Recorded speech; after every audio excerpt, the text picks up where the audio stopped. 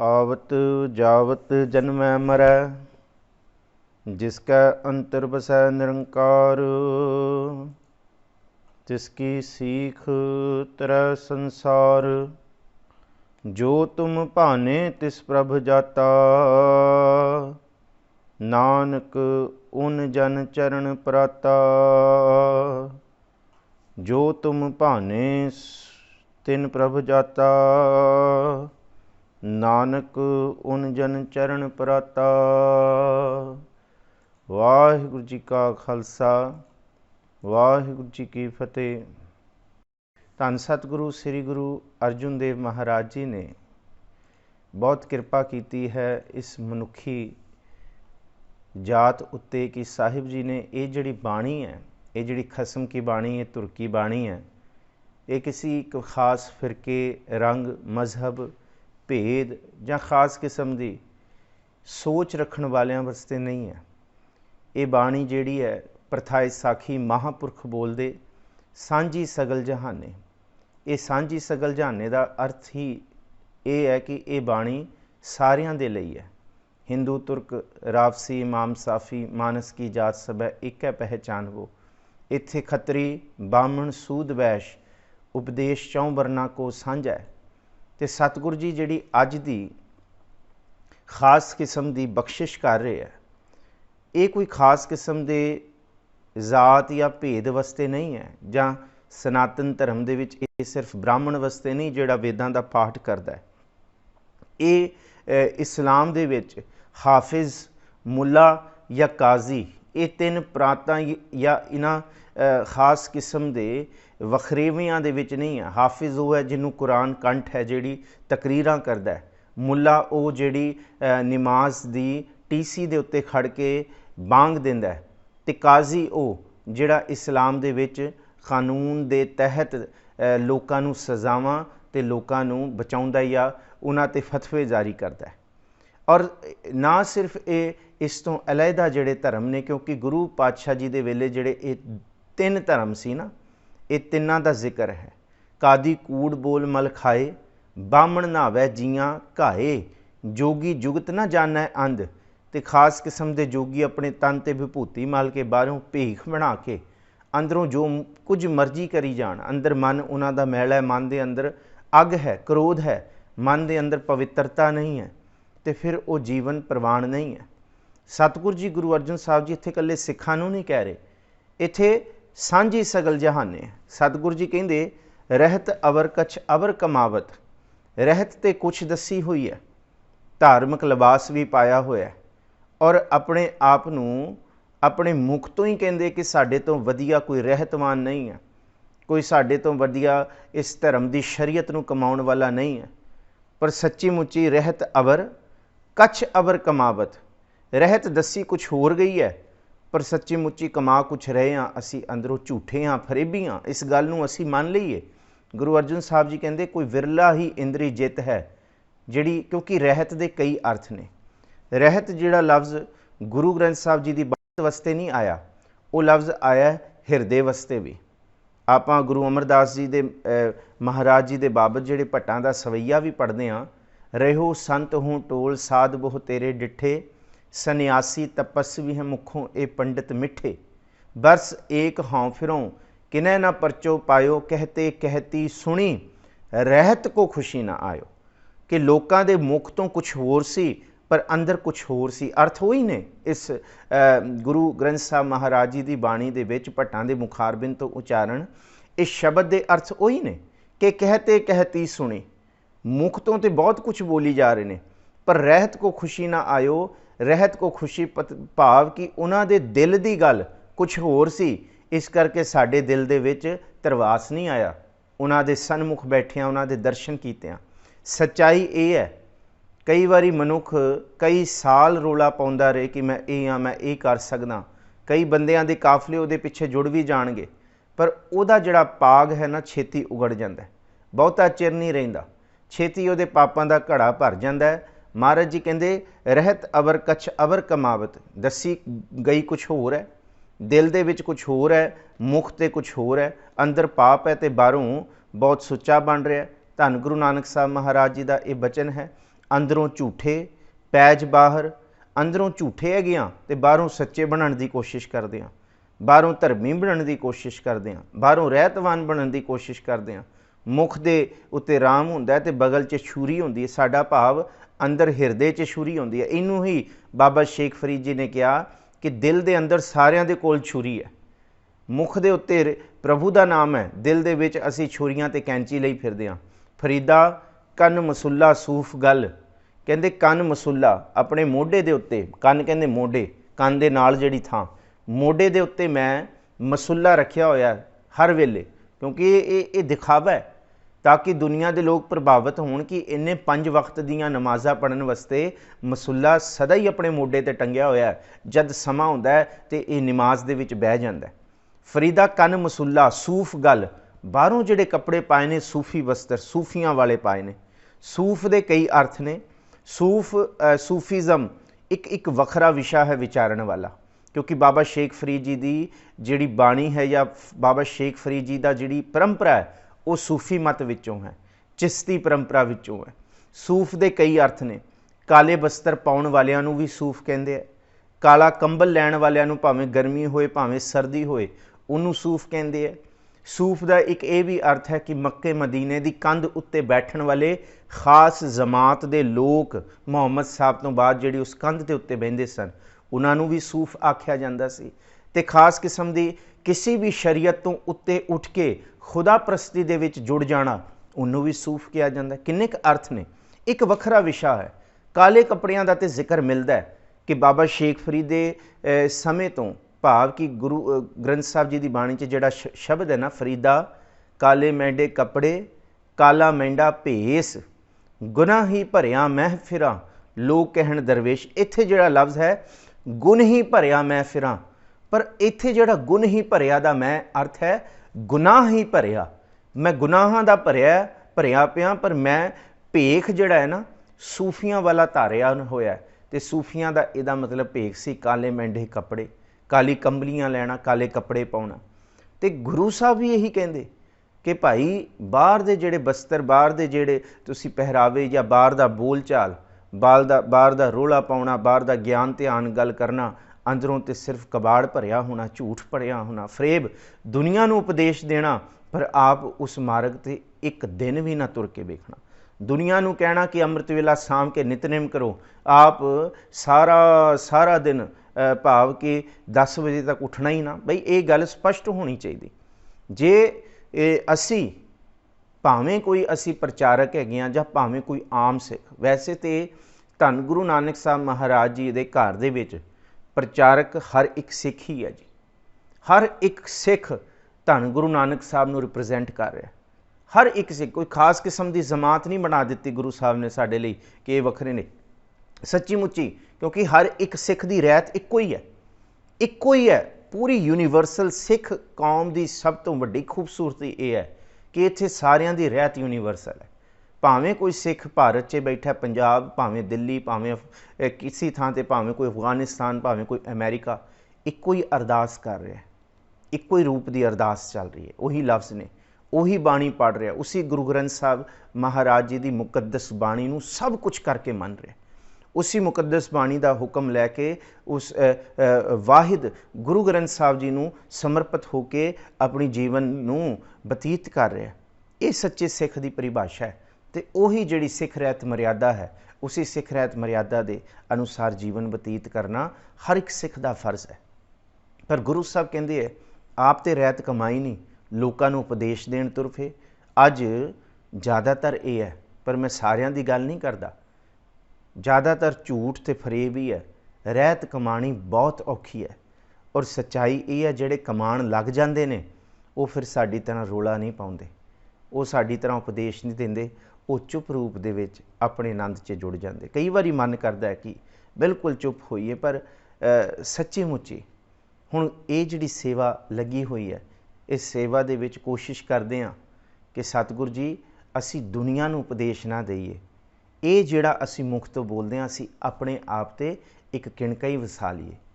ਇਹ ਦੂਸਰਿਆਂ ਨੂੰ ਉਪਦੇਸ਼ ਦੇਣ ਵਾਸਤੇ ਨਹੀਂ। ਸਾਧ ਸੰਗਤ ਜੀ, ਕਥਾ, ਇਹ ਵਿਚਾਰ ਸੱਚੀ ਮੁੱਚੀ ਮਨ ਦੇ ਵਿੱਚ ਇੱਕੋ ਹੀ ਗੱਲ ਹੁੰਦੀ ਹੈ ਕਿ ਸਤਿਗੁਰੂ ਜੀ ਜੋ ਤੁਸੀਂ ਬੁਲਵਾ ਰਹੇ ਹੋ, ਇਹ ਸਾਰਾ ਕੁਝ ਇਹਦਾ ਕਿਣਕਾ ਮਾਤਰ ਵੀ ਸਾਡੇ ਜੀਵਨ 'ਚ ਬਖਸ਼ ਦਿਓ।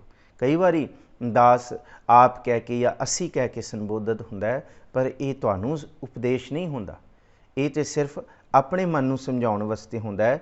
ਗੁਰੂ ਅਰਜਨ ਸਾਹਿਬ ਜੀ ਵੀ ਇਹ ਕਹਿੰਦੇ, ਰਹਿਤ ਅਵਰ ਕਛ ਅਵਰ ਕਮਾਵਤ। ਗੁਰੂ ਨਾਨਕ ਸਾਹਿਬ ਵੀ ਇਹੀ ਕਹਿੰਦੇ, ਅੰਦਰੋਂ ਝੂਠੇ ਪੈਜ ਬਾਹਰ ਦੁਨੀਆ ਅੰਦਰ ਫੈਲ। ਅੰਦਰੋਂ ਝੂਠੇ ਹੈਗਿਆਂ, ਬਾਹਰੋਂ ਬਹੁਤ ਕੁਛ ਗਿਆਨ ਧਿਆਨ ਦੀਆਂ ਗੱਲਾਂ ਲਈ ਫਿਰਦੇ ਹਾਂ। ਪੈਜ ਬਾਹਰ ਦੁਨੀਆ ਅੰਦਰ ਫੈਲ, ਦੁਨੀਆ ਦੇ ਵਿੱਚ ਆਪਣੀ ਤੂਤੀ ਵਜਵਾਈ ਫਿਰਦੇ ਹਾਂ। ਮਹਾਰਾਜ ਜੀ ਕਹਿੰਦੇ 68 ਤੀਰਥ ਜੇ ਨਾਵੈਂ ਉਤਰਿਆ ਨਾਹੀ ਮੈਲ। ਜੇ 68 ਤੀਰਥਾਂ ਦਾ ਇਸ਼ਨਾਨ ਵੀ ਕਰ ਲਈਏ, ਕਿਉਂਕਿ ਮਨ ਦੇ ਅੰਦਰ ਸ਼ਬਦ ਨਹੀਂ ਹੈ, ਮਨ ਦੇ ਅੰਦਰ ਪ੍ਰੀਤ ਨਹੀਂ ਹੈ, ਬਾਹਰੋਂ ਜਿੰਨਾ ਮਰਜ਼ੀ ਇਸ਼ਨਾਨ ਕਰ ਲਈਏ ਮਨ ਦੀ ਮੈਲ ਨਹੀਂ ਉਤਰੇਗੀ। ਅੰਦਰੋਂ ਝੂਠੇ ਪੈਜ ਬਾਹਰ ਦੁਨੀਆ ਅੰਦਰ ਫੈਲ। 68 ਤੀਰਥ ਜੇ ਨਾਵੈਂ ਉਤਰਿਆ ਨਾਹੀ ਮੈਲ। ਜਿਨ ਪਟ ਅੰਦਰ ਬਾਹਰ ਗੁੱਦੜ ਤੇ ਭਲੇ ਸੰਸਾਰ। ਤੇ ਨੇਹੋ ਲੱਗਾ ਰੱਬ ਸੇਤੀ ਵੇਖਣਾ ਵਿਚਾਰ। ਦੇਖਣਾ ਵਿਚਾਰ। ਰੰਗ ਹੱਸੈਂ ਰੰਗ ਰੋਵੈਂ ਚੁੱਪ ਪੀ ਕਰ ਜਾਹੇ। ਪਰਵਾਹ ਨਾਹੀਂ ਕਿਸੇ ਕੇਰੀ ਬਾਤ ਸੱਚੇ ਨਾ ਹੈ। ਅਸਲ ਦੇ ਵਿੱਚ ਬਾਹਰੋਂ ਧਰਮ ਦਾ ਭੇਖ ਪਾ ਕੇ ਜਾਂ ਧਰਮ ਦੀ ਮਰਿਆਦਾ ਨੂੰ ਦ੍ਰਿੜ ਕਰਨ ਵਾਲਾ ਪਸਾਰਾ ਕਰ ਲੈਣਾ, ਪਰ ਅੰਦਰੋਂ ਝੂਠੇ ਹੋਣਾ, ਗੁਰੂ ਨਾਨਕ ਸਾਹਿਬ ਕਹਿੰਦੇ ਉਹਨਾਂ ਦੀ ਬਿਲਕੁਲ ਵੀ ਨਹੀਂ ਇਸ ਮਾਰਗ 'ਤੇ ਚੱਲਦੀ। ਉਹ ਉਸ ਪ੍ਰਭੂ ਦੀ ਖੁਸ਼ੀ ਨਹੀਂ ਲੈ ਸਕਦੇ। ਪਰ ਹਾਂ, ਜਿਨ ਪਟ ਅੰਦਰ, ਜਿਨ੍ਹਾਂ ਦਾ ਅੰਦਰ ਰੇਸ਼ਮ ਹੈ, ਬਾਹਰ ਗੁੱਦੜ, ਬਾਹਰੋਂ ਭਾਵੇਂ ਉਹ ਬਿਲਕੁਲ ਆਮ ਜਿਹੇ ਲੱਗਣ, ਬਾਹਰੋਂ ਲੱਗਣ ਹੀ ਨਾ ਕਿ ਇਹ ਧਰਮੀ ਹੋ ਵੀ ਸਕਦੇ ਨੇ, ਪਰ ਅੰਦਰੋਂ ਉਹਨਾਂ ਦਾ ਰੇਸ਼ਮ ਦੀ ਤਰ੍ਹਾਂ ਹੈ। ਪਰ ਜਦੋਂ ਅੰਦਰੋਂ ਬੋਲਦੇ ਨੇ, ਜਿਨ੍ਹਾਂ ਦੀ ਸੱਚੀ ਮੁੱਚੀ ਰਹਿਤ ਕਮਾਈ ਹੁੰਦੀ ਹੈ ਨਾ, ਸੱਚੀ ਮੁੱਚੀ ਉਹਨਾਂ ਨੂੰ ਬੋਲਣ ਦੀ ਵੀ ਜ਼ਰੂਰਤ ਨਹੀਂ ਪੈਂਦੀ। ਜਿੱਥੇ ਉਹਨਾਂ ਦੀ ਹਸਤੀ ਆ ਜਾਏ, ਜਿੱਥੇ ਉਹਨਾਂ ਦੀ ਹਾਜ਼ਰੀ ਆ ਜਾਏ, ਜਿੱਥੇ ਉਹਨਾਂ ਦੀ ਸੌਬਤ ਹੋ ਜਾਏ, ਉੱਥੇ ਮੱਲੋ ਮੱਲੀ ਸਭ ਕੁਛ ਉਹਨਾਂ ਦੇ ਨਾਲ ਵਾਲੇ ਜਿੰਨੇ ਵੀ ਹੁੰਦੇ ਉਹ ਵੀ ਤਰਨੇ ਸ਼ੁਰੂ ਹੋ ਜਾਂਦੇ। ਉਹ ਬਿਨਾਂ ਬੋਲੇ ਹੀ ਸਭ ਨੂੰ ਤਾਰ ਦਿੰਦੇ। ਸਤਿਗੁਰੂ ਜੀ ਕਹਿੰਦੇ ਇਹ ਹੈ ਰਹਿਤ ਦਾ ਸੱਚ। ਜਿਹੜਾ ਰਹਿਤ ਕਮਾਉਣ ਲੱਗ ਜੇ, ਜਿਹੜਾ ਇਸ ਮਾਰਗ 'ਤੇ ਤੁਰ ਪਏ, ਸੱਚਾ ਹੋ ਜਾਏ ਕਿ ਜੋ ਦੁਨੀਆ ਨੂੰ ਉਪਦੇਸ਼ ਦੇ ਰਿਹਾ ਪਹਿਲਾਂ ਉਹ ਆਪ ਕਮਾਏ, ਤੇ ਫਿਰ ਸਤਿਗੁਰੂ ਜੀ ਕਹਿੰਦੇ ਹੈ ਉਹੀ ਪ੍ਰਵਾਨ ਹੈ। ਜਿਨ ਪਟ ਅੰਦਰ, ਜਿਨ੍ਹਾਂ ਦੇ ਅੰਦਰ ਰੇਸ਼ਮ, ਦੇਖਿਆ ਜਿਵੇਂ ਰੇਸ਼ਮ ਦੇ ਕੀੜੇ ਵਿੱਚੋਂ ਰੇਸ਼ਮ ਦੇ ਤੰਦ ਖਿੱਚੀਆਂ ਜਾਂਦੀਆਂ, ਉਹ ਕਿਵੇਂ ਇੱਕਦਮ ਇੱਕ ਰਸ ਨਿਕਲਣੀਆਂ ਸ਼ੁਰੂ ਹੋ ਜਾਂਦੀਆਂ, ਕੋਮਲ ਤੰਦਾਂ। ਇਸ ਤਰ੍ਹਾਂ ਜਿਹੜਾ ਦਿਲੋਂ ਰਹਿਤ ਕਮਾਉਂਦਾ ਹੈ, ਜਦੋਂ ਬੋਲਦਾ ਹੈ ਤੇ ਇਸ ਤਰ੍ਹਾਂ ਬੋਲਦਾ ਹੈ ਜਿਸ ਤਰ੍ਹਾਂ ਰੇਸ਼ਮ ਦੀਆਂ ਤੰਦਾਂ ਨਿਕਲਦੀਆਂ ਨੇ, ਕੋਮਲ ਲਫ਼ਜ਼ ਨਿਕਲਦੇ ਨੇ। ਪਰ ਉਹ ਕੋਮਲ ਬਾਣੀ ਸਭ ਕੋ ਸੰਤੋਖ ਹੈ, ਪੰਚ ਭੂ ਆਤਮਾ ਹਰ ਨਾਮ ਰਸ ਭੁਖ ਹੈ। ਉਹ ਸਖਤ ਨੂੰ ਵੀ ਕੋਮਲ ਬਣਾ ਦਿੰਦੀ ਹੈ। ਇਹ ਹੈ ਜਿਨ ਪਟ ਅੰਦਰ ਬਾਹਰ ਗੁੱਦੜ ਤੇ ਭਲੇ ਸੰਸਾਰ। ਉਹ ਭਲੇ ਨੇ, ਉਹ ਪ੍ਰਵਾਨ ਨੇ, ਤੇ ਨੇਹ ਲੱਗਾ ਰੱਬ ਸੇਤੀ ਵੇਖਣਾ ਵਿਚਾਰ। ਔਰ ਸੱਚੀ ਮੁੱਚੀ ਉਹਨਾਂ ਦਾ ਦਿਲੋਂ ਹੀ ਅੰਦਰੋਂ ਹੀ ਪ੍ਰਭੂ ਨਾਲ ਨੇਹ ਲੱਗਾ। ਪਰ ਸਤਿਗੁਰੂ ਜੀ ਕਹਿੰਦੇ ਜਿਨ੍ਹਾਂ ਦਾ ਨਹੀਂ ਲੱਗਾ, ਰਹਿਤ ਅਵਰ ਕਛ ਅਵਰ ਕਮਾਵਤ। ਮਨ ਨਹੀਂ ਪ੍ਰੀਤ ਮੁਖੋਂ ਗੰਢ ਲਾਵਤ। ਮਨ ਦੇ ਵਿੱਚ ਬਿਲਕੁਲ ਵੀ ਧਰਮ ਦੀ ਕੋਈ ਪ੍ਰੀਤ ਨਹੀਂ ਹੈ, ਬਸ ਬਾਹਰ ਦਾ ਭੇਖ ਹੈ। ਮੁਖੋਂ ਗੰਢ ਲਾਵਤ ਦਾ ਮਤਲਬ ਮੂੰਹ ਤੋਂ ਸਿਰਫ ਗੰਢਾਂ ਹੀ ਖੋਲ੍ਹਦੇ ਫਿਰਦੇ ਹੈ, ਕੱਸ ਲਈਆਂ ਅਤੇ ਬੰਨ੍ਹ ਦਿੱਤੀਆਂ, ਕਿ ਬੋਲ ਚਾਲ ਦੇ ਵਿੱਚ ਬੜੀ ਫੁਰਤੀ ਹੈ, ਬੋਲ ਚਾਲ ਤੋਂ ਕੋਈ ਉਹਨਾਂ ਨੂੰ ਹਰਾ ਨਹੀਂ ਸਕਦਾ। ਇਹਨੂੰ ਕਿਹਾ ਮਨ ਨਹੀਂ ਪ੍ਰੀਤ ਮੁਖੋਂ ਗੰਢ ਲਾਵਤ। ਮੂੰਹ ਤੋਂ ਬਹੁਤ ਬੋਲਦੇ ਨੇ, ਬਹੁਤ ਕੁਛ ਐਂ ਲੱਗਦਾ ਕਿ ਇਹਨਾਂ ਵਰਗਾ ਗਿਆਨੀ ਧਿਆਨੀ ਕੋਈ ਨਹੀਂ ਹੈ। ਪਰ ਸਤਿਗੁਰੂ ਜੀ ਕਹਿੰਦੇ ਜੇ ਉਹਨਾਂ ਨੂੰ ਪੁੱਛੋ ਕਿ ਭਾਈ ਤੂੰ ਇਹ ਰਹਿਤ ਕਮਾਈ ਹੈ, ਅਗਲਿਆਂ ਦਾ ਜਵਾਬ ਇੰਨਾ ਤਿਆਰ ਹੁੰਦਾ ਹੈ, ਕਹਿੰਦੇ ਲੈ ਸਾਨੂੰ ਕੀ ਲੋੜ ਹੈ, ਅਸੀਂ ਤਾਂ ਲੋਕਾਂ ਨੂੰ ਸਮਝਾਉਣ ਵਾਸਤੇ ਹਾਂ, ਅਸੀਂ ਤਾਂ ਦੱਸਣ ਵਾਸਤੇ ਹਾਂ। ਮੇਰੇ ਨਾਲ ਵੀ ਇਹ ਹੋਇਆ। ਮੇਰੇ ਕੋਲੀਗ ਸਨ ਯੂਨੀਵਰਸਿਟੀ ਦੇ ਵਿੱਚ, ਉਹ ਰਿਟਾਇਰ ਹੋ ਚੁੱਕੇ ਨੇ, ਉਹਨਾਂ ਨੇ ਪ੍ਰੀਮੈਚੁਰ ਰਿਟਾਇਰਮੈਂਟ ਲੈ ਲਈ, ਮੇਰੇ ਡਿਪਾਰਟਮੈਂਟ ਦੇ ਵਿੱਚ ਸੀ। ਬੜੀ ਅੱਛੀ ਕਿਤਾਬਾਂ ਲਿਖੀਆਂ ਉਹਨਾਂ ਨੇ, ਸਾਰਾ ਕੁਛ ਲਿਖਿਆ। ਅਤੇ ਅਕਸਰ ਮੈਂ ਉਹਨਾਂ ਨੂੰ ਪੁੱਛ ਬੈਠਾ ਕਿ ਡਾਕਟਰ ਸਾਹਿਬ ਇਹ ਚੀਜ਼ਾਂ ਆਪਣੇ ਅੰਦਰ ਵੀ ਹੈਗੀਆਂ? ਉਹਨਾਂ ਨੇ ਮੈਨੂੰ ਜਵਾਬ ਦਿੱਤਾ ਸਾਨੂੰ ਕੀ ਲੋੜ ਹੈ ਇਹਨੂੰ ਅਸੀਂ ਤਾਂ ਟੀਚਰ ਹਾਂ, ਅਸੀਂ ਤਾਂ ਬਸ ਦੂਜਿਆਂ ਨੂੰ ਸਮਝਾਉਣਾ ਹੈ। ਪਰ ਨਹੀਂ, ਗੁਰੂ ਨਾਨਕ ਸਾਹਿਬ ਦੇ ਘਰ ਦੇ ਵਿੱਚ ਇਹ ਬਹੁਤਾ ਚਿਰ ਨਹੀਂ ਚੱਲ ਸਕਦਾ। ਜੇ ਅੰਦਰ ਰਹਿਤ ਨਹੀਂ ਹੈ, ਫਿਰ ਤੁਸੀਂ ਕਿਸੇ 'ਤੇ ਪ੍ਰਭਾਵ ਨਹੀਂ ਪਾ ਸਕਦੇ, ਕਿਸੇ ਦੇ ਜੀਵਨ ਨੂੰ ਤਬਦੀਲ ਨਹੀਂ ਕਰ ਸਕਦੇ। ਹਾਂ, ਜੇ ਪ੍ਰਭਾਵ ਪਾਓਗੇ ਤਾਂ ਝੂਠਿਆਂ 'ਤੇ ਹੀ ਪਾਓਗੇ, ਸੱਚਾ ਸੱਚੇ 'ਤੇ ਹੀ ਪ੍ਰਭਾਵ ਪਾ ਸਕਦਾ ਹੈ। ਇਹਨੂੰ ਕਿਹਾ ਮਨ ਨਹੀਂ ਪ੍ਰੀਤ ਮੁਖੋਂ ਗੰਢ ਲਾਵਤ। ਮੂੰਹ ਤੋਂ ਬਹੁਤ ਕੁਛ ਬੋਲਣਾ, ਗਿਆਨ ਧਿਆਨ ਦੀਆਂ ਗੱਲਾਂ। ਜਾਨਨਹਾਰ ਪ੍ਰਭੂ ਪ੍ਰਬੀਨ ਬਾਹਰ ਭੇਖ ਨਾ ਕਾਹੂੰ ਭੀਨ। ਉਹ ਜਿਹੜਾ ਪ੍ਰਭੂ ਹੈ ਉਹ ਸਭ ਕੁਛ ਜਾਣਦਾ ਹੈ, बिन बोलिया सब किछ जानदा किस आगै कीचै अरदास। वो दिल दी जानदा, वो घट दी जानदा, वो अंतर दी जानदा। जाननहार प्रभु प्रवीण, वो प्रवीण है प्रभु, वो सब कुछ जानन वाला है। भावें जिन्ने मर्जी भेख कर लीए, दुनिया के लोगों को असी अपने पिछे ते ला सकते हैं, उन्होंने असी पागल तो बना सकते हैं, पर प्रभु नूं इयाना नहीं है। वो रब उन्होंने इस रूप दे विच अपना प्रभाव नहीं पा सकते, उहदे उत्ते उहदी खुशियां नहीं लै सकते। वो जानन वाला प्रवीण है, जानन वाला है, ताकतवर है। बाहर भेख ना काहूँ भीन, बाहरों भेख जिन्ने मर्जी कर लो, वो बाहर दे भेख नाल भिजदा नहीं है। वो बाहर दे भेख दे नाल काहूँ भीन, भीन का मतलब भिज जाना, खुश हो जाना, भाव कि वो साडे ते त्रुट पे, बाहर दे भेख नाल नहीं हुंदा जी। अवर उपदेसै आप न कर, आवत जावत जन्मै मरै। जिहड़ा उपदेश दुनिया के लोगों को असी दस रहे हैं, अवर उपदेश है बोलन वाला आप ना करै। आप तो असी करके राजी नहीं हाँ, असी कहने सानू की लोड़ है, असी तो दसन वसते हाँ। नहीं, सतगुरु जी कहते जे रहत नहीं कमाई सिर्फ और सिर्फ दुनिया को उपदेश देने वास्ते, चार गल्लां दा ज्ञान हासिल कर लिया। साहिब जी कहते आवत जावत जन्मै मरै, वो जिहड़े ने वो आउंदे जाउंदे, भाव कि वो सदा ही आत्मक मौत मरदे ने। हुण जे मैं इत्थे बैठ के उपदेश देवां कि भाई जो नर दुख में दुख नहीं मानै, सुख सनै अर भै नहीं जाके, सुख सनै अर भै नहीं जाके, कंचन माटी मानै। ये कंचन माटी मानै दी गल मेरे च ना होए, मैं दुनिया नूं उपदेश दिंदा फिरां ते कल नूं कोई दुख आ गया, सच्ची मुच्ची उस उत्थे मेरा पैर तिलक जाएगा, उत्थे मेरी आत्मक मौत हो जाएगी, उत्थे ही मैं परेशान हो जाऊँगा, उत्थे ही मेरे मत्थे ते त्योड़ी ते बोलिया चालिया सारा ज्ञान ध्यान सब छिक्के टंगिया जाएगा। इस करके गुरु साहब कहते अंदरों सच हुंदा है ना, फिर ये गल बोलदियां भी प्रभाव पाउंदी है। इनू ही धन गुरु नानक साहब महाराज जी कहते नानक तरै तारे गुर सिख। पहला गुरु का सिख अपनी रहत कमाउंदा है, पहला अपने आप नूं तारदा है, फिर वो दूसरिਆਂ ਨੂੰ तारन वाले पासे तुरदा है। जिन्हें अपना आप नहीं तारिया वो दूसरिਆਂ ਨੂੰ कभी प्रभाव नहीं पा सकता, वो दूसरिਆਂ ਦੇ दुख दूर नहीं कर सकता, वो दूसरिਆਂ ਦੇ मत्थे ਦੀਆਂ त्योड़ियां दूर नहीं कर सकता। वो बाहरों ते गल्लां बातां नाल बड़ा रिझा सकता है, पर सुच्ची मुच्ची अंदर दा तरवास उही दे सकता है जिन्हें अंदरों कुछ अमृत रस का आनंद माणिया। इनू ही साहिब जी कहते हैं कि आवत जावत जन्मै मरै, अवर उपदेसै आप ना करै। अपनी अपनी गल्लां आप नहीं कमाईयां, पर दुनिया नूं दसिया, वो सदा ही आउंदा जाउंदा, भाव जन्म ते मरण दे विच ही रहिंदा है जी। जिसकै अंतर बसै निरंकार, तिसकी सीख तरै संसार। पर जिदे अंदर सच्ची मुच संसार, उन्होंने फिर बहुता बोलण की लोड़ भी नहीं है। वो चुप रूप दे विच भी जे बैठा है ना, उहदी सिक्ख्यावां तो संसार तरना शुरू हो जाएगा, उहदी बोल बाणी तो, उहदी जीवन जांच तो, उहदी गुफ्तार तो, उहदी रफ्तार तो, उहदी ही सीख तो संसार तरेगा। पर जिदे अंदर झूठ है वो बाहर ही प्रचार कर रहा है, वो किसी नूं तार नहीं सकता जी।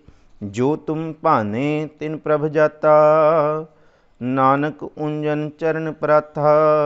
जो तुम भाने, भाव जिहड़े तुहाडे भाणे विच तुर पे, जिहड़े तुहानूं भा गए, जिन्हां ने हिरदे तो रहत कमाई है, जिन्हां ने अंदरों सिरड़ी होके गुरु का शब्द गुरु का बचन कमाया।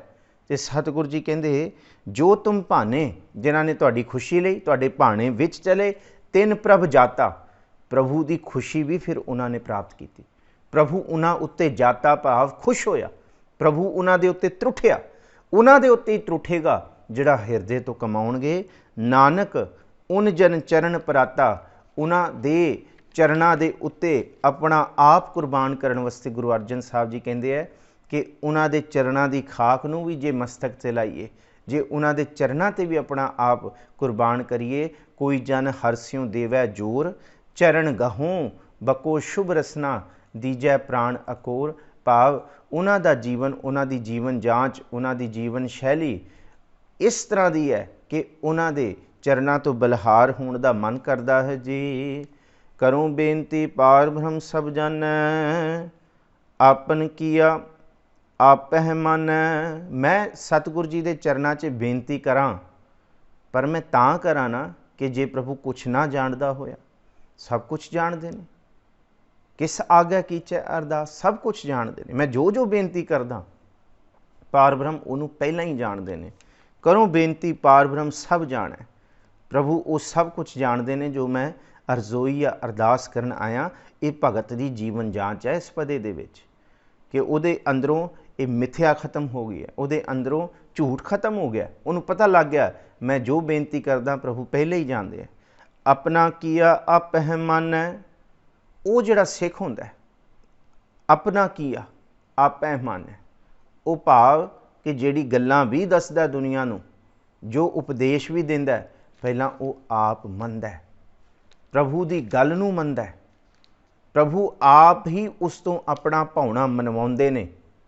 फिर उन्होंने पता लगता है कि जो मैं बोल रहा गुरु अगे अरदास कर रहा वो व्यर्थ है, क्योंकि वो सब कुछ जानता है।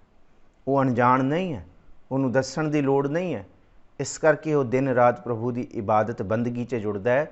उन्होंने जे कहो ना अरदास की गल, वो कहता काहदी अरदास, किहड़ी अरदास, वो तो सब कुछ जान रहा, वो तो प्रतख है। यही गुरु अर्जन साहब जी कहते हैं, करो बेनती। मैं बेनती तां करा ना जे प्रभु नहीं जानता हुंदा। मैं जिहड़ी बेनती करदा पार ब्रह्म सब जाना है, वो सब कुछ जानते हैं। अपना किया आपह मानै, वो सब कुछ कराउंदे ने, उही कर रहे ने। मैं जो कह रहा, मैनू जिहड़ी गुरु ने रहत दित्ती मैं वो कमा रहा। आपह आप करत नबेरा, किसै दूर जनावत किसै बुझावत नेरा। आपह आप करत नबेरा, वो हर एक चीज़ दुख दा सुख दा वो अपने आप तो प्रभु है। उन्होंने कोई जन्म वाला नहीं है, वो सह भंग है। इनू विश्राम दे के पढ़ना है। आप है आप, वो सब कुछ आप करन वाला है, आप जानन वाला है। इनू ही क्या आप है आप करत नबेरा, अपने आप तो ही वो नबेरा करता है। उहदे अगे किसी की हुज्जत नहीं चलती, किसी का हुक्म नहीं चलता। उन्हें जो करना है आप ही नबेरा करना है। पर किसै दूर जनावत किसै बुझावत नेरा, किसी लिए वो प्रभु बहुत दूर है, किसी लिए बहुत नेड़े है। इनू ही साहिब जी कहते करमी आपो अपनी, के नेड़े के दूर। कर्मा करके कोई नेड़े है प्रभु दे, कर्मा करके कोई दूर होई बैठा है। ये भी उस प्रभु की कृपा है, वो आप कृपा कराउंदा है। किसै दूर जनावत, किदे लई ते बहुत दूर है। किसै बुझावत नेरा, किसी लिए बहुत नेड़े है, किसी लिए बहुत नेड़े है। उपाव सियानप सगल ते रहत, सब कछ जानै आत्म की रहत। हुण इत्थे रहत दो लफ्ज़ आए ने। सब किछ जानै एक वारी आत्म की रहत आया। इस तो उपरली तुक दे विच उपाव सियानप सगल ते रहत। हुण रहत दा एक अर्थ है दिल, दिल दे विच वो गुरु का शब्द कमाना, रहत कमा लेना, कोड ऑफ कंडक्ट प्रिंसिपल्स कमा लेना। एक रहत का मतलब है रह जाना, छड़ देना। रहत रह गई। हुण सतगुरु जी ये कहते हैं, जे तू बाहर दियां सियाणपां चलाकियां चतुराइयां अत सुंदर कुलीन चतुर मुख ज्ञानी धनवंत ये भी कुछ कर रहे हैं, पर अंदरों रहत नहीं कमाई। मृतक कईया नानका जे प्रीत नहीं भगवंत। प्रीत जिहड़ी अंदर नहीं है, इनू ही क्या रहत अवर कछ अवर कमावत। मन नहीं प्रीत मुखो गंडलावत। इनू ही क्या अत सुंदर कुलीन चतुर मुख ज्ञानी धनवंत। क्योंकि प्रीत नहीं है, इस करके आत्मक जीवन तो तू मृतक है। मृतक कही है नानका जे प्रीत नहीं भगवंत। और प्रीत तो बिना बाहर दी भेख, बाहर दी चतुराई, बाहर दी सियाणप, बाहर दी गल्लां बातां तेरे कोल बहुत ने। महाराज जी कहते उपाव सियाणप सगल ते रहत। इस दर दे उत्ते प्रभु दे सन्मुख तेरे उपाव तेरियां सियाणपां सब रह जाणगियां। सब फोकियां ने, सब पिछे ने। जिन्नी मर्जी तू चलाकियां कर लै, प्रभु की खुशी तू प्राप्त नहीं कर सकता। ये प्रभु की खुशी की प्राप्ति का साधन नहीं है। उपाव सियानप सगल ते रहत, सब रह जाणगियां। क्यों? क्योंकि सब कछ जानै आत्म की रहत। हिरदे की रहत नूं वो सब कुछ करके जानदा है। वो जानदा है किहड़ा अंदरों सुच्चा है ते किहड़ा सिर्फ जुबान रूप दे विच धर्मी बनिया पिया। इस करके दुनिया के लोगों तो ते असी लुका सकते हैं, पर उस रब तो कुछ नहीं लुकदा। वो सब कुछ जाने, सब कुछ जानदा है। आत्म की रहत कि आत्मा अंदर करके ਕਿਹੜਾ ਸੱਚੀ ਮੁੱਚੀ ਰਹਿਤ ਕਮਾ ਰਿਹਾ ਜਾਂ ਕਿਹੜਾ ਝੂਠਾ ਹੈ ਜੀ। ਜਿਸ ਭਾਵੈ ਤਿਸ ਲਈ ਲੜ ਲਾਏ, ਥਾਨ ਥਨੰਤਰ ਰਿਹਾ ਸਮਾਏ। ਜਿਹਦੇ ਉੱਤੇ ਪ੍ਰਭੂ ਦੀ ਬਖਸ਼ਿਸ਼ ਹੋ ਜਾਏ। ਤੁਰ ਕਰਮ ਜਿਨਾ ਕੋ ਤੁਧ ਪਾਇਆ, ਤਾਂ ਤਿਨੀ ਖਸਮ ਤੇ ਆਇਆ। ਇਹਨਾਂ ਜਨਤਾ ਕੈ ਵਸ ਕਿਛ ਨਹੀਂ। ਸਾਡੇ ਵਸ ਸੱਚੀ ਮੁੱਚੀ ਕੁਛ ਨਹੀਂ ਹੈ। ਅਸੀਂ ਬੈਠ ਕੇ ਜਪ ਲਈਏ, ਅਸੀਂ ਧਿਆ ਲਈਏ। ਇਹਨਾਂ ਜਨਤਾ ਕੇ ਵਸ ਕਿਛ ਨਹੀਂ। ਜੇ ਪ੍ਰਭੂ ਕਿਰਪਾ ਕਰੇਗਾ, ਤੁਰ ਕਰਮ ਭਾਵ ਮਸਤਕ ਤੇ ਹੱਥ ਰੱਖੇਗਾ, ਪ੍ਰਭੂ ਤਰਸ ਕਰਕੇ ਸਾਨੂੰ ਟਿਕਾਏਗਾ, ਮਨ ਟਿਕਾਏਗਾ, ਤਾਈਓ ਅਸੀਂ ਖਸਮ ਨੂੰ ਚੇਤੇ ਕਰ ਸਕਦੇ ਹਾਂ, ਪ੍ਰਭੂ ਨੂੰ ਚੇਤੇ ਕਰ ਸਕਦੇ ਹਾਂ। ਇਸ ਤੋਂ ਬਿਨਾਂ ਪ੍ਰਭੂ ਚੇਤੇ ਨਹੀਂ ਹੈ। ਸਾਹਿਬ ਜੀ ਇਹੀ ਕਹਿੰਦੇ ਕਿ ਜਿਸ ਭਾਵੈ ਤਿਸ ਲਈ ਲੜ ਲਾਏ। ਜਿਹਨੂੰ ਪ੍ਰਭੂ ਕਿਰਪਾ ਕਰਦਾ, ਆਪਣੇ ਲੜ ਨਾਲ ਲਾ ਲੈਂਦਾ। ਕਈ ਵਾਰੀ ਮਨੁੱਖ ਦਿਖਦਾ ਤੇ ਬਾਹਰੋਂ ਧਰਮੀ ਹੈ, ਸਦਾ ਹੀ ਉਹਦੇ ਹੱਥ 'ਚ ਗੁਟਕਾ ਦਿਖਦਾ, ਸਦਾ ਹੀ ਉਹਦੇ ਹੱਥ 'ਚ ਮਾਲਾ ਫੜੀ ਹੋਈ ਹੈ, ਰੱਬ ਰੱਬ ਕਰਦਾ ਦਿਸਦਾ। ਉਹ ਦੁਨੀਆ ਨੂੰ ਵੀ ਕਹਿੰਦਾ ਰੱਬ ਰੱਬ ਕਰੋ, ਪਰ ਇਹ ਜ਼ਰੂਰੀ ਨਹੀਂ ਹੈ ਕਿ ਉਹ ਪ੍ਰਭੂ ਦੇ ਲੜ ਲੱਗਿਆ ਹੋਏ। ਬਾਹਰੋਂ ਵੀ ਇਸ ਗੱਲ ਨੂੰ ਸਮਝਣ ਦੀ ਕੋਸ਼ਿਸ਼ ਕਰਿਓ। ਇਹਨੂੰ ਹੀ ਬਾਣੀ ਦੇ ਵਿੱਚ ਕਹਿੰਦੇ ਕਿ ਤੁਸੀਂ ਹੱਥ ਦੇ ਵਿੱਚ ਮਾਲਾ ਫੜੀ ਹੋਈ ਹੈ, ਮਸਤਕ 'ਤੇ ਟਿੱਕਾ ਲਾਇਆ ਹੋਇਆ, ਧਰਮ ਦੇ ਸਾਰੇ ਚਿੰਨ੍ਹ ਪਾਏ ਹੋਏ ਹੈ, ਮਾਥੇ ਤਿਲਕ, ਹੱਥ ਮਾਲਾ ਬਾਨਾ, ਲੋਕਨ ਰਾਮ ਖਿਲੋਣਾ ਜਾਣਾ। ਉਹ ਸਮਝਦੇ ਹਾਂ ਕਿ ਅਸੀਂ ਰੱਬ ਰੱਬ ਕਰ ਰਹੇ ਹਾਂ, ਪਰ ਕਬੀਰ ਸਾਹਿਬ ਕਹਿੰਦੇ ਆ ਭਾਈ, ਉਹ ਹਰ ਕੇ ਸੰਤ ਨਾ ਆਖੀਆਂ ਬਾਨਾਰਸ ਕੇ ਠੱਗ। ਉਹਨਾਂ ਦੇ ਹਿਰਦੇ ਵਿੱਚ ਤੇ ਪ੍ਰੀਤ ਹੈ ਹੀ ਨਹੀਂ। ਮੁੱਖੋਂ ਗੰਢ ਲਾਵੇ, ਬਸ ਮੁੱਖ ਤੋਂ ਹੀ ਗੰਢਾਂ ਖੋਲ ਰਹੇ ਆ, ਮੁੱਖੋਂ ਹੀ ਬੋਲ ਰਹੇ ਨੇ, ਮੁੱਖੋਂ ਹੀ ਜਿਸ ਤਰ੍ਹਾਂ ਆਪਾਂ ਥੂਮ ਦੀ ਗੰਢ ਕਹਿੰਦੇ ਆ ਨਾ, ਲਸਣ ਦੀ ਬੰਨੀ ਹੋਈ ਗੱਲਾਂ ਦਾ ਪਹਾੜ ਬਣ ਲੈਂਦੇ ਨੇ। ਜਾਂ ਗੰਡੇ ਨੂੰ ਅਸੀਂ ਗੰਢ ਹੀ ਕਹਿੰਦੇ ਹਾਂ, ਪਿਆਜ਼, ਭਾਵ ਕਿ ਉਹ ਬੰਨ ਲੈਂਦੇ ਨੇ, ਮੁੱਖੋਂ ਗੰਢ ਲਾਵੇ। ਮੁੱਖ ਵਾਕਈ ਉਹ ਸਮਾਂ ਬਣ ਲੈਂਦੇ ਨੇ ਬੋਲ ਕੇ, ਪਰ ਜੀਵਨ ਨਹੀਂ ਹੈ। ਸਤਿਗੁਰੂ ਜੀ ਕਹਿੰਦੇ ਹੈ ਜੇ ਅੰਦਰ ਪ੍ਰੀਤ ਨਹੀਂ ਹੈ ਤੇ ਫਿਰ ਮ੍ਰਿਤਕ ਹੈ, ਭਾਵੇਂ ਬਾਹਰੋਂ ਬਹੁਤ ਧਰਮੀ ਕਿਉਂ ਨਾ ਦਿਸਦਾ ਹੋਵੇ। ਇਹ ਲੱਗਦਾ ਹੋਏ, ਕਿਉਂਕਿ ਮਹਾਰਾਜ ਜੀ ਨੇ ਇੱਥੇ ਹੀ ਕਿਹਾ ਕਿ ਹਰ ਹਰ ਨਿਤ ਕਰ ਹੈ ਰਸਨਾ, ਕਹਿਆ ਕਛੂ ਨਾ ਜਾਣੇ। ਕਿਉਂਕਿ ਚਿੱਤ ਦੇ ਵਿੱਚ ਪ੍ਰਭੂ ਦੀ ਚੇਤੇ ਪ੍ਰੀਤ ਵਾਲੀ ਗੱਲ ਨਹੀਂ ਹੈ, ਚਿੱਤ ਵਿੱਚ ਮਾਇਆ ਹੀ ਹੈ। ਹਰ ਹਰ ਨਿਤ ਕਰ ਹੈ ਰਸਨਾ, ਕਹਿਆ ਕਛੂ ਨਾ ਜਾਣੀ। ਚਿੱਤ ਜਿਨ ਕਾ ਹਿਰ ਲਿਆ ਮਾਇਆ, ਬੋਲਣ ਪਏ ਰਵਾਨੀ। ਮੁੱਖੋਂ ਗੰਢ ਲਾਵੇ, ਮੁੱਖ ਤੋਂ ਤੇ ਬੜਾ ਤੇਜ਼ ਤੇਜ਼ ਬੋਲਣਗੇ, ਬਹੁਤ ਗਿਆਨ ਧਿਆਨ ਦੀਆਂ ਗੱਲਾਂ ਕਰਨਗੇ, ਪਰ ਸਤਿਗੁਰੂ ਜੀ ਕਹਿੰਦੇ ਇਹ ਚੀਜ਼ਾਂ ਦੁਨੀਆ ਦੇ ਲੋਕ ਸ਼ਾਇਦ ਨਾ ਜਾਣ ਸਕਣ ਕਿ ਕਿਹੜਾ ਸੱਚਾ ਕਿਹੜਾ ਝੂਠਾ ਹੈ, ਪਰ ਪ੍ਰਭੂ ਤੋਂ ਕੁਛ ਨਹੀਂ ਛੁਪ ਸਕਦਾ। ਅੰਤ ਨਿਬੇੜਾ ਉੱਥੇ ਹੈ, ਉਹਦੇ ਹੱਥ ਵਿੱਚ ਹੈ। ਇਹਨੂੰ ਹੀ ਕਿਹਾ ਜਿਸ ਭਾਵੈ ਤਿਸ ਲਈ ਲੜ ਲਾਏ। ਕੋਈ ਬੰਦਾ ਕਦੀ ਨਹੀਂ ਦਿਸਦਾ ਕਿ ਬੰਦਗੀ ਕਰਦਾ ਹੋਏ, ਪਰ ਹੋ ਸਕਦਾ ਹੈ ਅੰਦਰੋਂ ਉਹ ਪ੍ਰਭੂ ਦੇ ਲੜ ਲੱਗਿਆ ਹੋਏ। ਸਮਾਂ ਆਉਣ 'ਤੇ ਉਹ ਇਸ ਚੀਜ਼ ਨੂੰ ਜ਼ਾਹਿਰ ਕਰੇ ਤੇ ਦੁਨੀਆ ਦੇ ਲੋਕ ਹੈਰਾਨ ਹੋ ਜਾਣ। ਅੰਦਰ ਦਾ ਲੜ ਜਿਹੜਾ ਲੱਗਦਾ, ਅੰਦਰ ਦੀ ਪ੍ਰੀਤ ਜਿੱਥੇ ਜੁੜਦੀ ਹੈ, ਉਹ ਪ੍ਰੀਤ ਦਿਖਾਵੇ ਦੀ ਮੁਤਾਜ ਨਹੀਂ ਹੁੰਦੀ। ਜਿਸ ਭਾਵੈ ਜਿਹਦੇ ਉੱਤੇ ਪ੍ਰਭੂ ਕਿਰਪਾ ਕਰੇ, ਤਿਸ ਲਈ ਲੜ ਲਾਏ, ਆਪਣੇ ਲੜ ਲਾਉਂਦਾ। ਥਾਨ ਥਨੰਤਰ ਰਿਹਾ ਸਮਾਏ, ਉਹਨੂੰ ਫਿਰ ਦਿਸਦਾ ਕਿ ਰੱਬ ਕਿੱਥੇ ਨਹੀਂ ਹੈ। ਇੱਕ ਨਾਸਤਕ ਬੰਦਾ ਇਹੀ ਪ੍ਰਸ਼ਨ ਕਰੇਗਾ, ਰੱਬ ਕਿੱਥੇ ਹੈ, ਦੱਸ ਮੈਨੂੰ ਕਿੱਥੇ ਹੈ ਰੱਬ। ਤੇ ਇੱਕ ਜਿਹੜਾ ਲੜ ਲੱਗਿਆ ਹੋਇਆ, ਉਹ ਕਹੇਗਾ ਇਹ ਨਹੀਂ ਭਾਈ, ਇਹ ਬੋਲ ਕਿ ਰੱਬ ਕਿੱਥੇ ਨਹੀਂ ਹੈ। ਥਾਨ ਥਨ ਅੰਤਰ, ਥਾਨ ਅੰਤਰ, ਥਾਨਾਂ ਦੇ ਉੱਤੇ ਹਰ ਇੱਕ ਦਿਸਦੇ ਪਸਾਰੇ ਦੇ ਵਿੱਚ, ਥਾਨ ਅੰਤਰ ਹਰ ਇੱਕ ਅਣਦਿਸਦੇ ਦੇ ਵਿੱਚ, ਥਾਨ ਦੇ ਉੱਤੇ ਵੀ ਥਾਨ ਦੇ ਅੰਦਰ ਵੀ, ਧਰਤੀ ਦੇ ਉੱਤੇ ਵੀ ਧਰਤੀ ਦੇ ਅੰਦਰ ਵੀ, ਅਸਮਾਨ ਦੇ ਪਸਾਰੇ ਦੇ ਵਿੱਚ ਵੀ, ਪਰ ਅਸਮਾਨਾਂ ਤੋਂ ਪਰੇ ਵੀ, ਕਿਸੇ ਰੂਪ ਦੇ ਵਿੱਚ। ਇਸ ਰੂਪ ਦੇ ਵਿੱਚ ਕੋਈ ਐਸੀ ਥਾਂ ਨਹੀਂ ਹੈ ਕਿ ਜਿੱਥੇ ਜ਼ਰਰੇ ਜ਼ਰਰੇ 'ਚ ਉਸ ਪ੍ਰਭੂ ਦੀ ਹੋਂਦ ਨਾ ਦਿਸੇ। ਥਾਨ ਥਨੰਤਰ ਰਿਹਾ ਸਮਾਏ, ਜਿਹਦੇ ਅੰਦਰ ਲੜ ਲੱਗਿਆ, ਪ੍ਰੀਤ ਲੱਗੀ, ਉਹਨੂੰ ਹਰ ਥਾਂ 'ਤੇ ਪ੍ਰਭੂ ਦਿਸਿਆ ਜੀ। ਸੋ ਸੇਵਕ ਜਿਸ ਕਿਰਪਾ ਕਰੀ, ਉਹੀ ਸੱਚਾ ਸੇਵਕ ਹੈ ਜਿਹਦੇ ਉੱਤੇ ਪ੍ਰਭੂ ਜੀ ਆਪਣੀ ਕਿਰਪਾ ਕਰਨ। ਨਿਮਖ ਨਿਮਖ ਜਪ ਨਾਨਕ ਹਰੀ। ਇਸ ਕਰਕੇ ਗੁਰੂ ਅਰਜੁਨ ਸਾਹਿਬ ਕਹਿੰਦੇ ਜੇ ਉਹਦੇ ਨਾਮ ਦੇ ਨਾਲ ਲੜ ਲਾਉਣਾ ਹੈ, ਆਪਣੇ ਮਨ ਨੂੰ ਸੱਚੀ ਮੁੱਚੀ ਪ੍ਰੀਤ ਦੇ ਵਿੱਚ ਆਪਣੇ ਮਨ ਨੂੰ ਜੋੜਨਾ ਹੈ, ਤੇ ਇੱਕ ਕੰਮ ਕਰੋ ਭਾਈ, ਜੇ ਉਹਦੀ ਕਿਰਪਾ ਲੈਣੀ ਹੈ ਤੇ ਇੱਕੋ ਇੱਕ ਜਰੀਆ ਹੈ, ਨਿਮਖ ਨਿਮਖ ਜਪ ਨਾਨਕ ਹਰੀ। ਨਿਮਖ ਨਿਮਖ ਦਾ ਮਤਲਬ ਦਿਨ ਵੀ ਰਾਤ ਵੀ, ਅਨਦਿਨ, ਰੋਜ਼, ਨਿਸ ਦਿਨ, ਰੋਜ਼ ਤੇ ਰੋਜ਼, ਹਰ ਇੱਕ ਸਵਾਸ, ਹਰ ਇੱਕ ਦਮ। ਨਿਮਖ ਦਾ ਮਤਲਬ ਅੱਖ ਚਮਕਾਉਣ ਨੂੰ ਹੀ ਗੁਰਮਤ ਦੇ ਵਿੱਚ ਨਿਮਖ ਕਿਹਾ ਗਿਆ। ਹੁਣ ਇਸ ਤੋਂ ਬਰੀਕ ਕੋਈ ਸਮੇਂ ਦੀ ਇਕਾਈ ਨਹੀਂ ਹੋ ਸਕਦੀ ਕਿ ਅੱਖ ਝਪਕਾਉਣ ਦਾ ਜਿਹੜਾ ਸਟਲ ਸਮਾਂ ਹੈ, ਜਿਹੜਾ ਸੈਮੀ ਸੈਕਿੰਡ ਦਾ ਸਮਾਂ, ਕਿੰਨਾ ਕੁ ਸਟਲ ਸੈਕਿੰਡ ਲੱਗਦਾ ਇਹਦੇ ਵਿੱਚ। ਤੇ ਗੁਰੂ ਅਰਜਨ ਸਾਹਿਬ ਕਹਿੰਦੇ ਆ ਜਿਹੜਾ ਅੱਖ ਝਪਕਾਉਣ ਜਿੰਨਾ ਸਮਾਂ ਹੈ ਨਾ, ਉਹ ਵੀ ਪ੍ਰਭੂ ਨੂੰ ਚੇਤੇ ਰੱਖ ਦਿਓ। ਉਹਦੇ ਵਿੱਚ ਵੀ ਪ੍ਰਭੂ ਦਾ ਨਾਮ ਹੀ ਚੇਤੇ ਰੱਖ, ਤਾਈਓਂ ਤੇਰੇ ਤੇ ਕਿਰਪਾ ਹੋ ਸਕਦੀ ਹੈ। ਜਾਂ ਜਿਸ ਦੇ ਉੱਤੇ ਕਿਰਪਾ ਹੋਏ, ਨਿਮਕ ਨਿਮਕ ਜਪ ਨਾਨਕ ਹਰੀ, ਉਹ ਨਿਮਕ ਨਿਮਕ ਪ੍ਰਭੂ ਦਾ ਨਾਮ ਸਿਮਰਦਾ ਹੈ।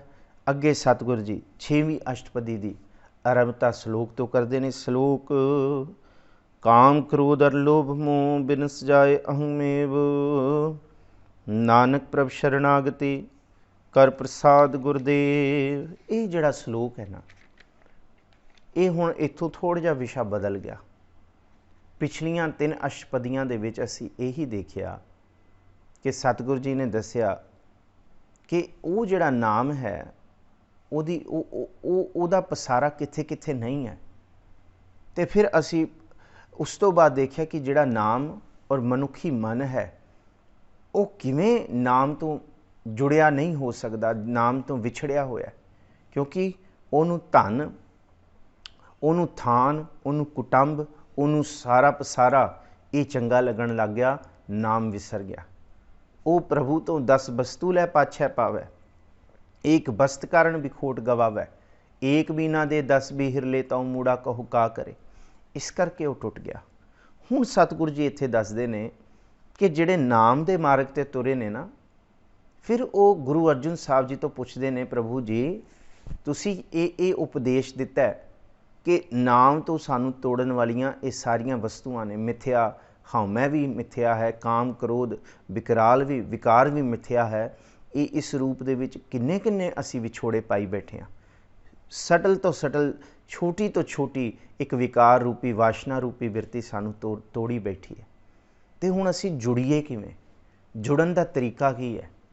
ਸਤਿਗੁਰੂ ਜੀ ਕਹਿੰਦੇ ਜੁੜਨ ਦਾ ਤਰੀਕਾ ਆਓ ਮੈਂ ਦੱਸਾਂ, ਕਿਉਂਕਿ ਇਹ ਤਰੀਕਾ ਬਹੁਤ ਬਰੀਕ ਤੋਂ ਬਰੀਕ ਹੈ। ਹਰ ਇੱਕ ਰੂਪ ਦੇ ਵਿੱਚ ਪ੍ਰਭੂ ਦਾ ਸਿਮਰਨ, ਪ੍ਰਭੂ ਦਾ ਚੇਤਾ। ਕੱਪੜਾ ਪਾਉਣਾ ਹੈ ਤਾਂ ਪ੍ਰਭੂ ਦਾ ਚੇਤਾ, ਪਿੰਡੇ 'ਤੇ ਸੁਗੰਧਿਤ ਔਰਾਜ਼, ਪਰਫਿਊਮਸ, ਸੈਂਟ, ਇਹ ਇਤਰ ਫਲੇਲਾਂ ਲਾਉਣੀਆਂ ਤਾਂ ਵੀ ਪ੍ਰਭੂ ਦਾ ਸ਼ੁਕਰਾਨਾ, ਤਾਂ ਵੀ ਗੁਰੂ ਨੂੰ ਚੇਤੇ ਕਰਨਾ ਹੈ। ਜੇ ਭੋਜਨ ਦਾ ਨਿਵਾਲਾ ਮੂੰਹ ਦੇ ਵਿੱਚ ਪਾਉਣਾ ਹੈ, ਸਾਸ ਗਿਰਾਸ, ਤਾਂ ਵੀ ਪ੍ਰਭੂ ਨੂੰ ਚੇਤੇ ਕਰਨਾ ਹੈ। ਜੇ ਘਰ ਦੇ ਅੰਦਰ ਬਹਿਣਾ ਹੈ ਤਾਂ ਵੀ ਪ੍ਰਭੂ ਨੂੰ ਚੇਤੇ ਕਰਨਾ ਹੈ। ਜੇ ਪਰਿਵਾਰ ਦੇ ਨਾਲ ਬਹਿਣਾ ਹੈ ਤਾਂ ਵੀ ਪ੍ਰਭੂ ਨੂੰ ਸ਼ੁਕਰ ਕਰਨਾ ਹੈ ਕਿ ਪ੍ਰਭੂ ਤੁਸੀਂ ਇਹ ਖੁਸ਼ੀ।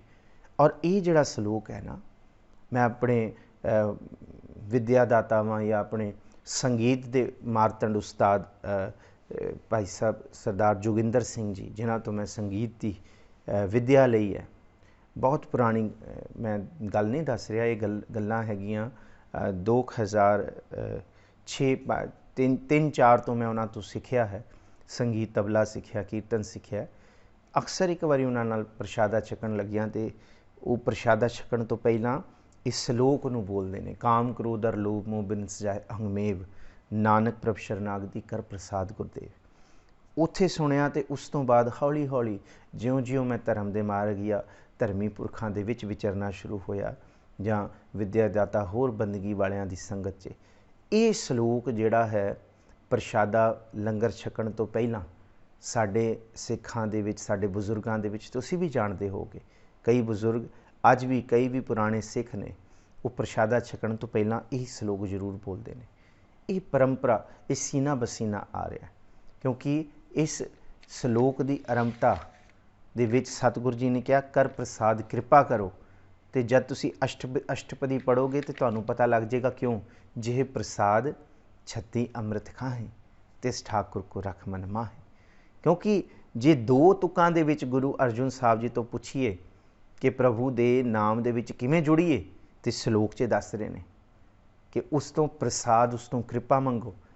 ਜੇ ਵਿਸਥਾਰ ਵਿੱਚ ਪੁੱਛੀਏ ਤੇ ਗੁਰੂ ਸਾਹਿਬ 40 ਤੁਕਾਂ ਦੇ ਵਿੱਚ ਦੱਸਣਗੇ ਕਿ ਭਾਈ ਸੁਣੋ। ਫਿਰ 80 ਤੁਕਾਂ ਦੇ ਵਿੱਚ ਵਾਹਿਗੁਰੂ ਦੱਸਣਗੇ ਕਿ ਸੁਣੋ, ਇਸ ਰੂਪ ਦੇ ਵਿੱਚ ਪ੍ਰਭੂ ਦਾ ਸ਼ੁਕਰਾਨਾ ਕਰੋ।